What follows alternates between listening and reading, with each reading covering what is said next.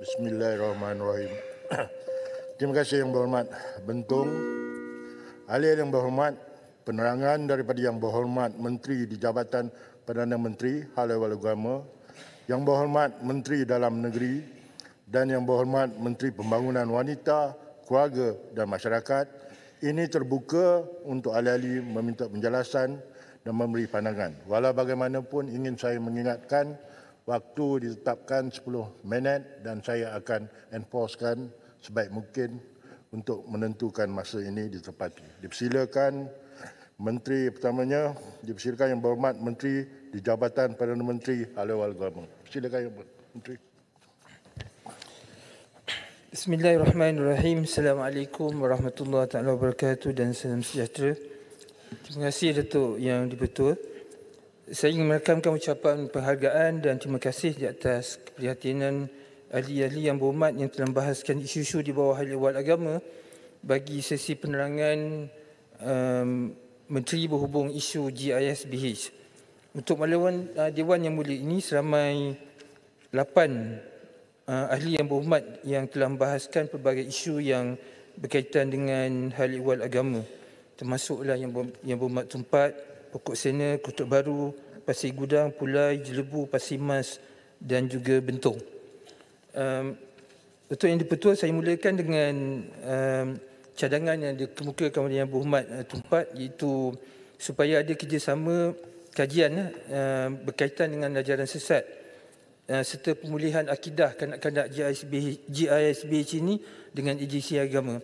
Saya menerima cadangan yang baik ini, dan untuk makluman Yang Berhormat Tumpat dan ahli Dewan juga, kita telah mewujudkan satu jawatankuasa khas yang terdiri daripada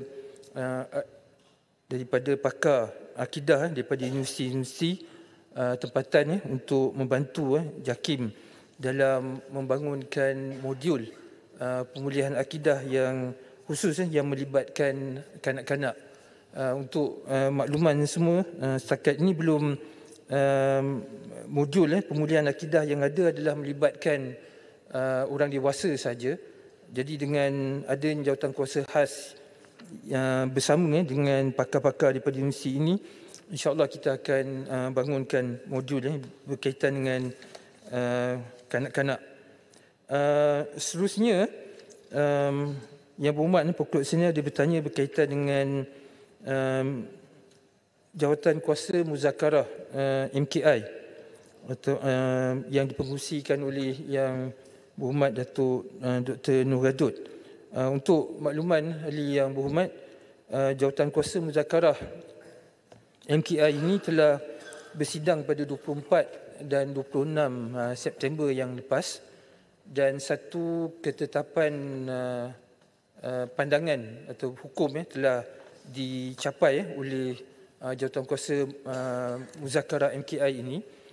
Seterusnya, pengerusi MKI telah memberi perkenan agar pandangan hukum yang telah dipersetujui oleh jawatankuasa MKI ini untuk dibawa ke dalam mesyuarat Majlis Raja-Raja yang akan bersidang insya-Allah pada 23 dan 24 Oktober minggu depan insya-Allah.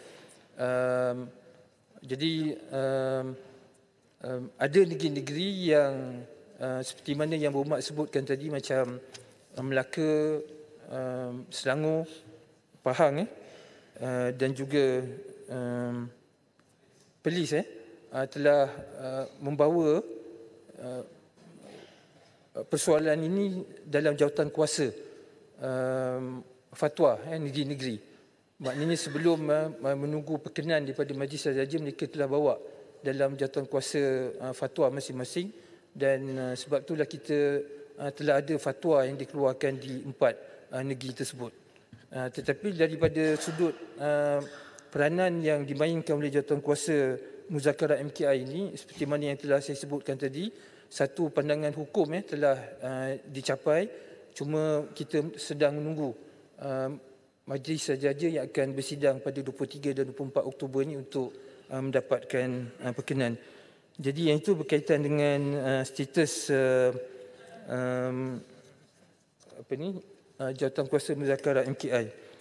Seterusnya, soalan yang dikemukakan oleh Yang Berhormat Pasir Gudang berkaitan dengan status fatwa di wilayah persekutuan. Untuk makluman Yang Berhormat, insya-Allah pada 24 Oktober ini Jawatankuasa Fatwa Wilayah Persekutuan akan bersidang.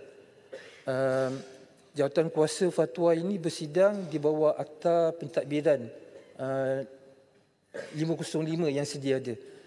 Jadi proses untuk fatwa berkaitan dengan GISB ini akan dibawa oleh dalam jawatankuasa fatwa ini yang bukan saja dikeluarkan oleh mufti wilayah, tetapi ada ahli dalam jawatankuasa fatwa tersebut. Dan jawatankuasa fatwa ini akan melihat kepada kertas cadangan berkaitan dengan GISB ini, termasuklah juga dengan mengambil kira pandangan yang telah dicapai dalam jawatankuasa muzakarah MKI dan juga fatwa-fatwa yang telah dikeluarkan oleh 4 buah negeri tersebut akan dipertimbangkan. Dan insya-Allah selepas daripada itu jawatankuasa fatwa wilayah persekutuan akan capai pada satu ketetapan fatwa, dan fatwa berkaitan dengan GISB ini kemudiannya akan dibawa kepada Duli Yang Maha Mulia Tunku Agong untuk mendapatkan perkenan Tunku Agong. Yang itu proses yang insya-Allah yang akan berlaku pada 24 Oktober ini. Seterusnya, saya rangkumkan persoalan yang ditimbulkan oleh Yang Berhormat Kota Baru dan juga Pulai serta Jelebu dan juga Bentong berkaitan dengan kelewatan tindakan yang diambil ke atas GISB ini. Seperti mana yang kita semua sedia maklum bahawa pendekatan yang diambil oleh pihak JAKIM dan juga Jabatan Agama Islam negeri-negeri, termasuklah JAKIM di bahagian pendidikan, kita ada memanggil pihak kepimpinan tertinggi GISB ini untuk bertanyakan persoalan berkaitan tentang amalan yang dilakukan oleh mereka berkaitan dengan aurat Muhammadiyah secara khususnya. Jadi dalam pertemuan dan yang dilakukan oleh pihak JAKIM dan saya percaya Jabatan Agama Islam negeri tertentu semasa memanggil kepimpinan GISB ini, kebanyakan daripada mereka ini telah menafikan tentang keterlibatan mereka dengan aurat Muhammadiyah ini. Maknanya ketika itu tidak ada satu bukti yang kukuh yang menunjukkan ada hubungan antara GISB, pengikut GISB ini dengan aurat Muhammadiyah yang telah diharamkan pada tahun 1994 tersebut. Hanyalah sekitar selepas daripada tindakan yang diambil oleh pihak polis PDRM dengan melakukan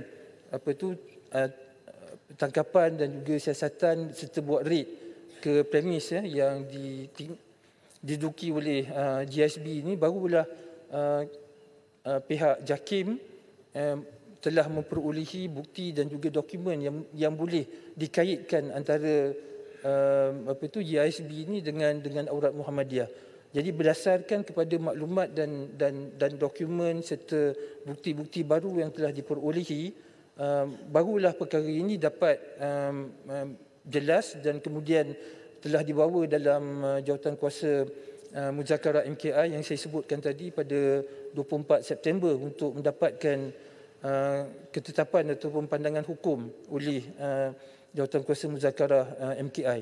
Dan berdasarkan kepada bukti-bukti tersebutlah telah digunakan oleh pihak yang saya sebutkan tadi, oleh pihak JAKIM untuk dibawa kepada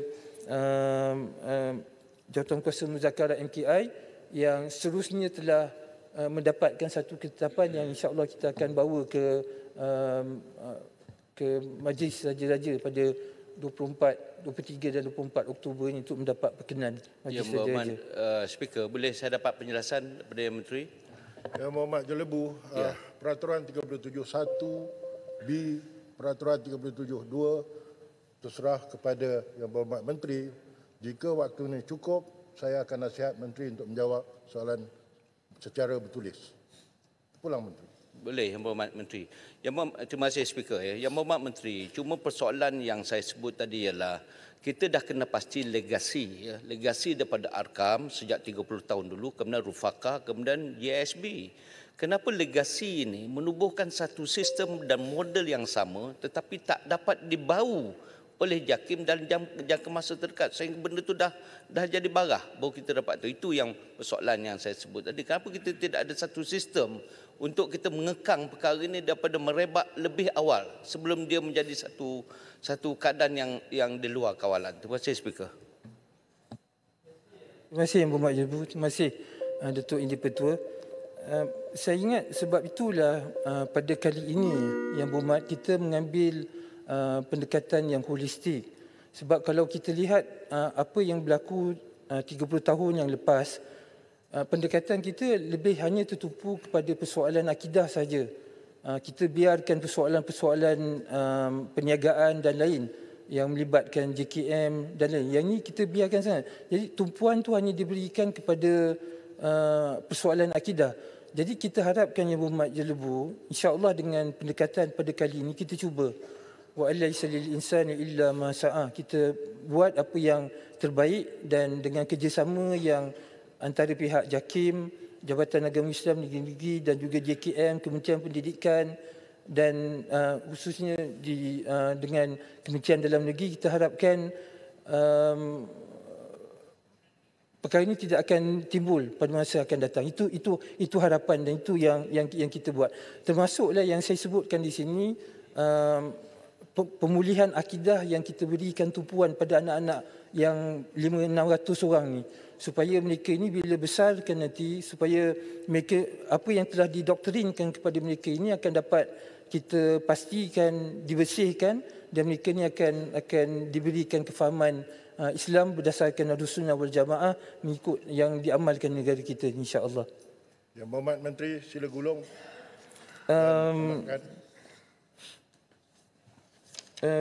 Datuk Yang Dipertua, saya rasa itu antara perkara yang penting yang telah ditimbulkan oleh Yang Berhormat semua, dan saya sekali lagi saya ucapkan jutaan terima kasih pada semua yang berhormat yang telah mengambil bahagian dan menanyakan soalan berkaitan dengan tindakan yang diambil oleh pihak Jabatan Perdana Menteri Haiwan Agama. Terima kasih Datuk Yang Dipertua.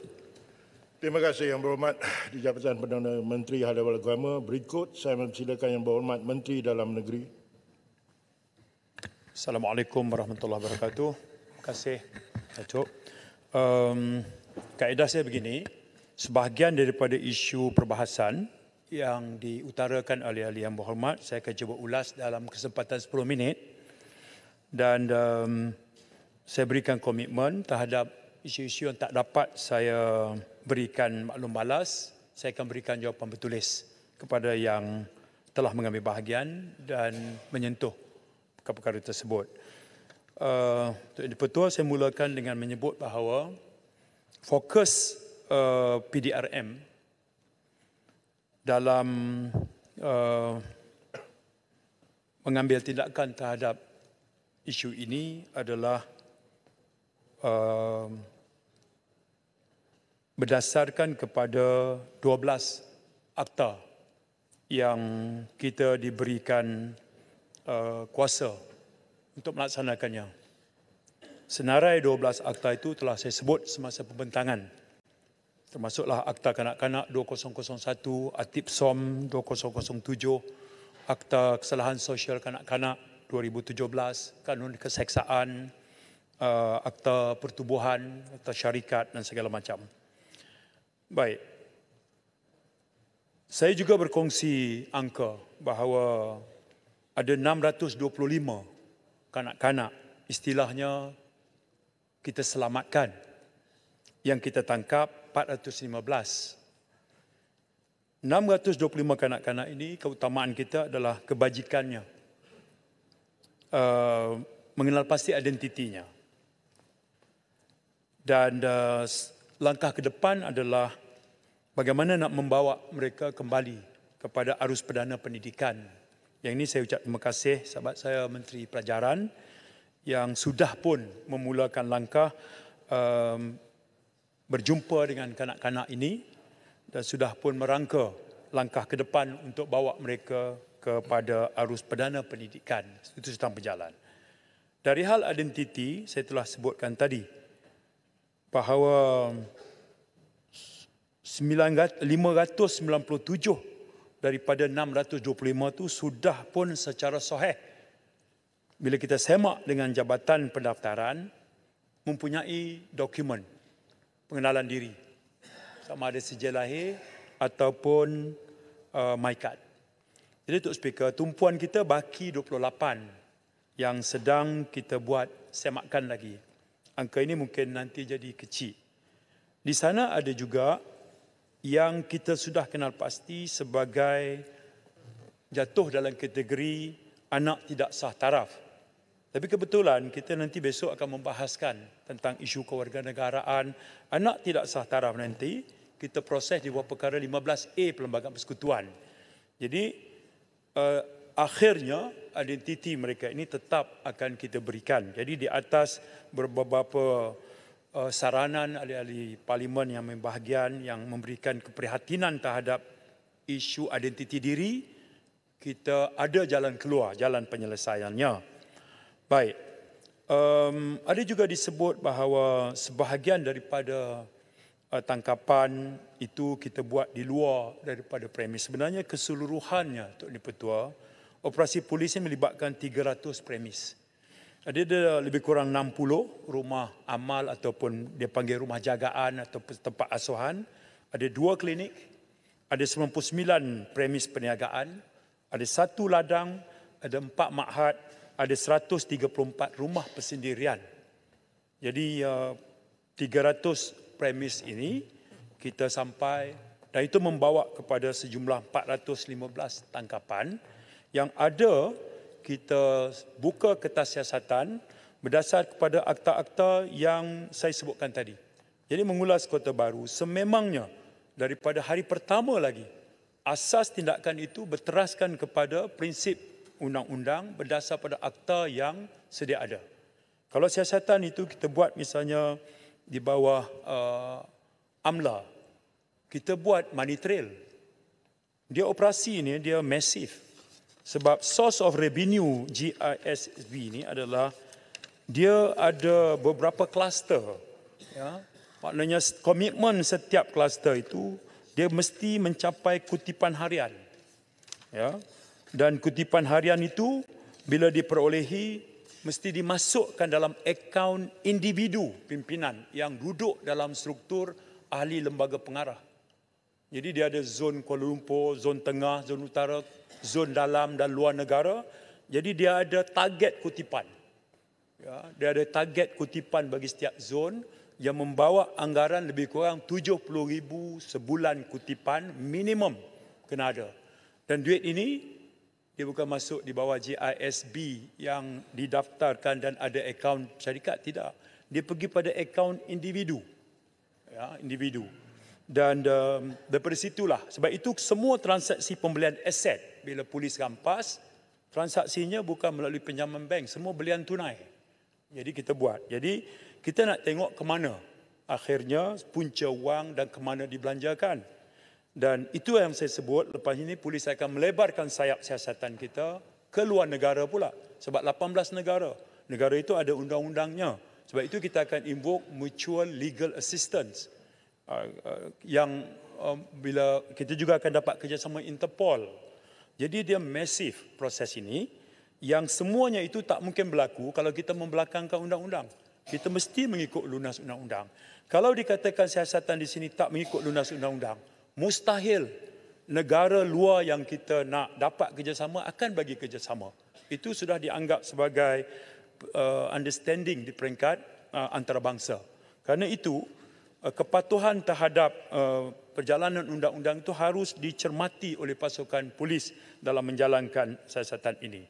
Saya ucap terima kasih rakan saya dari Masjid Tanah yang menyebut tentang Konvensyen Hak Kanak-Kanak Artikel 9. Artikel 9 itu daripada mula sebut bahawa state parties shall ensure that a child shall not be separated from his or her parents against their will. Anak-anak ni hakikatnya lepas setahun, 2 tahun, cahaya cucu, anak-anak ni dipisahkan daripada keluarganya. Sebab itu bila psikologis kita, baik di 11 di bawah pasukan polis atau di bawah jabatan kebajikan, dekati mereka, bertanya, mereka rindukan parent, mereka tak jumpa mak bapak dia. Mereka tak jumpa. Anak 2 tahun, 3 tahun, tak kenal mak bapak dia. Itu kita establish melalui siasatan. Ya, ada juga yang mereka diletak di satu rumah amal ke pusat jagaan, kemudian dipindahkan. Dan bila dipindahkan, diberi identiti berbeza pula, nama lain pula. Itu syarahnya panjang kalau saya nak sebut di sini. Sebab itu saya katakan bahawa apabila melakukan siasatan itu, polis menemui perkara-perkara baru. Dan itu membawa kepada kemungkinan kita akan lebarkan lagi tangkapan. Kita akan luaskan lagi akta-akta yang berkaitan. Tetapi pokok pangkalnya apa? Kebajikan kanak-kanak. Tak boleh ada eksploitasi ke atas kanak-kanak sebagai tenaga kerja, disuruh bekerja di kilang, di kebun dan sebagainya tanpa bayaran. Sebab itu dianggap sebagai sebahagian pada proses latihan amali yang mereka terima. Dan kalau berlaku pelanggaran disiplin, misalnya berbaris ambil makanan tak kena barisannya, itu diambil tindakan. Tok ketampi bukan 100, 500 kali. Ya. Dan hal-hal yang detail sebegini memadai kita minta supaya pihak polis diberikan kepercayaan untuk menjalankan siasatan. Dan apabila siasatan itu dilengkapkan dalam bentuk kertas siasat, diserah kepada peguam negara, di situ nanti diputuskan. Sebab itu, sambil siasatan itu berjalan, sudah ada yang dibawa ke muka pengadilan, sudah ada sabitan. Ada 15 kertas siasatan berakhir pertuduhan. Masih banyak lagi yang perlu kita lengkapkan. Sebab itu ketika kita menggunakan kaedah biasa, sahabat saya Kota Baru, seorang peguam faham, kerana saiz tangkapan yang begitu ramai, kita akan minta reman. Mahkamah akan bagi 7 hari. Kita belum selesaikan lagi. Sebab kita nak invoke 12 akta. Kita minta tambahan, mahkamah bagi 7. Kita minta tambahan, ada mahkamah bagi 5. Kita minta tambahan, ada mahkamah bagi 3. Tak sempat habis kerana jumlah yang ramai. Kerana itu bila kita tengok, dia ada elemen yang dipanggil sebagai ianya dilakukan secara berkumpulan, 1 atau lebih. Kemudian dia melibatkan jenayah yang dianggap serius. Kalau pemerdagangan orang itu serius, misalnya. Kemudian dia memberikan keuntungan dari segi materials, keuangan, kuasa atau pengaruh. Jadi ianya fit untuk kita invoke 130V kandung keseksaan bagi membolehkan selepas tamat tempoh reman, kita guna pakai SOSMA. Dan SOSMA semua kita tahu. Ya, dalam masa 28 hari, mereka peguam boleh akses dan mereka mesti dibawa ke muka pengadilan. Proses itu sangat jelas dalam proses kita membuat keputusan ini. Untuk betul saya ambil 11 minit. Saya akhiri di sini supaya berlaku adil pada sahabat saya daripada Menteri Wanita. Seperti saya ungkap tadi, sebahagian daripada yang tak dapat saya berikan respon. Saya akan berikan jawapan bertulis kerana perkara-perkara saya membuat catatan. Buat ahli yang berhormat yang mengambil bahagian, saya ucap terima kasih. Tapi percayalah, hal yang berlaku ini memerlukan kerjasama semua, kefahaman semua, sokongan semua. Kita sedang menguruskan satu perkara yang besar, ada elemen penyelewengan akidah, ada aspek eksploitasi kanak-kanak dan wanita, ada elemen pemerdagangan, ada elemen soal keuangan, perjalanan keuangan yang meragukan. Kesemuanya itu, due process akan mengambil tempat. Akhirnya, dia mesti dibawa ke muka pengadilan. Terima kasih. Terima kasih Yang Berhormat Menteri Dalam Negeri. Seterusnya, saya mempersilakan Yang Berhormat Menteri Pembangunan Wanita, Keluarga dan Masyarakat. Silakan Yang Berhormat. Terima kasih Tuan Ibu Ketua. Ya, Bismillahirrahmanirrahim. Assalamualaikum warahmatullahi taala wabarakatuh. Pertama sekali mengucapkan terima kasih juga kepada rakan-rakan ahli parlimen yang telah menyentuhkan isu-isu di bawah bidang kuasa kami. Saya akan mulakan dengan persoalan daripada Bentong tadi kerana beberapa perkara itu akan juga membantu menjawab soalan daripada terutama sekali dari daripada YB Pasir Mas. Dan tadi lebih kepada bagaimana kita nak respon mengenai tuan-tuan sekali yang tertular dalam video yang melibatkan wanita menuduh pegawai JKM. Jadi Tuan Yang Dipertua, saya amat mengucapkan terima kasih di atas soalan tersebut kerana ia memberi peluang kepada saya untuk menyatakan prosedur yang terbabit. Merujuk kepada Ops Global, kanak-kanak yang diselamatkan telah dibawa ke suatu tempat yang sesuai. Di situ mereka telah dibawa ke suatu tempat, mereka telah diberi khidmat sokongan sewajarnya seperti perkhidmatan psikologi dan juga kaunseling agar mereka tenang dan selamat. Ini juga menjawab apa yang Babi Tumpak tanya tadi mengenai kaunseling. Pemeriksaan kesihatan juga dilakukan oleh pegawai daripada Kementerian Kesihatan Malaysia. Ini menjawab Yang Berhormat Ampang tadi. Manakala siasatan atau temu bual turut dilakukan oleh pihak Polis Diraja Malaysia.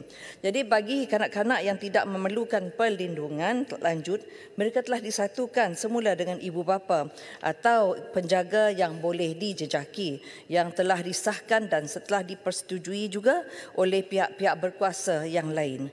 Manakala bagi kanak-kanak yang memerlukan perlindungan lanjut, pegawai JKM akan memohon perintah jagaan sementara daripada mahkamah bagi kanak-kanak agar kanak-kanak boleh diletakkan di bawah jagaan sementara JKM. Prosedur ini dibuat selaras dengan peruntukan di bawah Seksyen 25 dalam kurungan 2 dalam kurungan A Akta Kanak-kanak. Kanak-kanak ini akan berada di bawah perlindungan JKM di tempat selamat sehingga mereka tidak lagi perlu berada di tempat tersebut. Sama ada pertama, mereka disatukan semula dengan ibu bapa atau penjaga. Kedua, diserahkan kepada orang yang layak dan sesuai selepas mendapat perintah mahkamah, iaitu mereka dimohon isikan nama penuh perintah. Mereka diperlukan selaras dengan peruntukan di bawah Seksyen 31B Akta Kanak-kanak. Dan ketiga, mencecah umur 18 tahun. Tuan Yang Dipertua, berbalik kepada soalan yang berhormat tadi, tuduhan yang dibuat melalui satu sidang media itu tidak benar. Individu dalam sidang media itu mendakwa bahawa pegawai JKM memberi satu borang kosong mengugut beliau untuk menandatangani, kemudian menjadikan borang itu sebagai pengakuan oleh wanita itu melakukan kesalahan dan dibawa kepada pihak mahkamah untuk dijadikan alasan atau sebab atau oleh JKM untuk mengambil anaknya. Saya rasa pihak tersebut keliru dengan maksud yang ingin disampaikan oleh pegawai JKM kepadanya. Sebenarnya memang di bawah peraturan 18 memang pegawai perlu memaklumkan kami membawa anak anda di bawah sini. Jadi itu dimaklumkan, tak perlu juga dalam in writing dengan izin, hanya dimaklumkan begitu kepada si ibu ataupun penjaganya. Jadi sebenarnya dalam kes tersebut pegawai JKM menyerahkan dokumen untuk memaklumkan pemberitahuan itu. Itu dokumen itu adalah administrative procedure dia sendiri. Kalau tak perlu ada dokumen pun tak apa. Itu untuk penjelasannya. Jadi prosedur pemakluman atau pemberitahuan ini adalah selaras dengan peruntukan Seksyen 18(2) Akta Kanak-kanak. Oleh itu, tanda tangan yang diminta itu bukanlah untuk pengakuan individu tersebut melakukan sebarang kesalahan bagi dihadapkan ke mahkamah, tetapi tanda tangan yang diminta itu adalah untuk akuan penerimaan mengenai pemakluman atau pemberitahuan tentang anak beliau dalam keadaan selamat di bawah perlindungan JKM pada masa itu. Saya menyentuh juga mengenai apa yang disentuh oleh Yang Berhormat Pasir Mas tadi. Seperti yang dimaklumkan tadi, setelah JKM mendapat perintah jagaan sementara terhadap kanak-kanak terbabit, mereka ditempatkan untuk diberikan perlindungan di tempat-tempat selamat kendalian JKM. Bagi ibu bapa, untuk makluman semua, bagi ibu bapa yang ingin mengetahui dan mengesahkan keberadaan anak mereka di bawah perlindungan JKM, mereka boleh menghubungi bilik gerakan JKM di talian 0383232190 ataupun 0383232191. Untuk makluman juga, sehingga kini lebih 200 individu telah menghubungi JKM, sama ada melalui telefon atau hadir secara fizikal ke pejabat-pejabat kebajikan masyarakat di seluruh negara untuk mendapatkan maklumat mengenai kanak-kanak yang diselamatkan dalam Ops Global ini yang sedang berada di bawah perlindungan JKM. Ibu bapa boleh memberikan butiran mereka seperti nama, alamat dan nombor telefon untuk dihubungi serta maklumat anak mereka, pegawai pelindung kepada kanak-kanak yang berkenaan akan menghubungi mereka untuk tindakan susulan. Termasuklah temu bual antaranya digunakan untuk penyediaan laporan pelindung. Laporan ini akan disampaikan kepada mahkamah bagi kanak-kanak. Kenapa perlu kita mendapatkan butiran daripada mereka yang mengaku sebagai ibu bapa ini? Kerana ada di kalangan anak mereka tidak tahu siapa ibu bapa mereka, dan mungkin ada juga ibu bapa ini mungkin dapat mengenal pasti siapa anak dia, dapat memberitahu kita siapa anak dia. Kita cuba nak dapatkan, kita nak connect dengan izin ibu dengan anak dan juga dengan ataupun ibu bapa dengan anak itu. Jadi sekiranya pihak mahkamah selepas menimbang laporan tersebut dan fakta-fakta lain yang berkaitan, berpuas hati dan yakin bahawa kanak-kanak tidak lagi memerlukan perlindungan JKM dan boleh diserahkan semula kepada ibu bapa mereka, kanak-kanak itu akan disatukan semula dengan ahli keluarga mereka. Namun perlu diberi perhatian bahawa fakta bahawa individu itu adalah ibu atau bapa kepada kanak-kanak terbabit tidak semestinya diterjemahkan bahawa mereka layak secara automatik layak mendapat semula hak penjagaan anak mereka ini. Ini kerana sekiranya mahkamah berpandangan bahawa ibu bapa berkenaan tidak sesuai atau tidak layak untuk menjaga kanak-kanak pada masa tersebut, maka mahkamah boleh mengeluarkan perintah penjagaan sementara kepada pihak lain termasuk OYLS, iaitu orang yang layak dan sesuai. Tadi Yang Berhormat Ampang ada menyentuh mengenai kanak-kanak OKU di bawah jagaan JKM yang mencecah sampai ratusan kanak-kanak. Saya nak nyatakan di sini mungkin Yang Berhormat Ampang keliru antara data kanak-kanak OKU dengan data kanak-kanak yang mengalami masalah kecelaruan kognitif. Saya nak ingin nyatakan di sini untuk makluman hanya 3 orang kanak-kanak terbabit yang mempunyai kad OKU, manakala 27 orang lagi mempunyai simptom OKU. Jadi bagi penilaian kognitif, JKM akan bekerjasama dengan Kementerian Kesihatan untuk melaksanakan penilaian kognitif yang lebih terperinci sebagai susulan daripada penilaian awal yang dibuat oleh JKM yang saya nyatakan dalam penerangan asal tadi. Saya nak mengambil peluang ini mengucapkan terima kasih juga kepada KKM dan juga KPM yang turut sama bersama dengan kita, JAKIM pun sama dalam menangani hal-hal kanak-kanak ini. Jadi Tuan Ketua menyentuh sedikit mengenai apa yang ditanya oleh YB Tumpat, berapakah pegawai pelindung yang terlibat dalam Ops Global ini. Ada sebenarnya 513 pelindung, 271 pegawai yang diberi kuasa di bawah akta kita, 100 kaunselor atau pegawai psikologi, melibatkan jumlahnya 884. Dan juga beliau ingin mengetahui sama ada bayi yang sedang menyusu diasingkan daripada ibu mereka. Sebenarnya tidak. Sebab itu kita bila figure kita mula-mula kita menyebut 560, tapi kita hanya menumpu kepada 558, 2 orang itu bersama dengan ibunya kerana masih menyusu. Jadi kita tak memisahkan mereka. Saya seorang ibu, saya akan pastikan itu tidak akan berlaku. Bukan hanya kerana undang-undang tetapi kerana kita manusia. Naluri seorang ibu itu perlu ada kepada seorang pemimpin itu. Jadi dalam hal ini kita tidak memisahkan anak dan ibu itu. Dan saya rasa itu saja yang saya nak jawab. Ada masa sikit Masjid Tanah. Trauma kepada kanak-kanak yang berpanjangan, katanya bagaimana kerajaan membantu kanak-kanak ini untuk mengatasi trauma akibat Ops Global. Jabatan kami Kebajikan Masyarakat ini menyediakan kaunselor-kaunselor untuk membantu kanak-kanak yang sedang dilindungi di institusi kanak-kanak. Setiap kanak-kanak mempunyai fail peribadi sendiri di mana ujian-ujian dilaksanakan oleh para kaunselor serta berdasarkan penilaian dibuat dan pelan intervensi disediakan untuk membantu kanak-kanak mengatasi trauma mereka. Yang berhormat semua Tuan dan Dipertua, sebenarnya ia mengambil masa kerana ia melibatkan prosedur yang begitu terperinci, terutama sekali macam jabatan pendaftaran. Mereka nak mengetahui untuk pastikan anak ini seperti yang dikata oleh Yang Berhormat KDM tadi, mengatakan anak ini bila dibawa di Pulapol pada mulanya nama dia lain, IC nama dia lain, dipindah tempat lain pandai nama dia bertukar pula. Jadi inilah perkara yang orang mungkin tidak faham.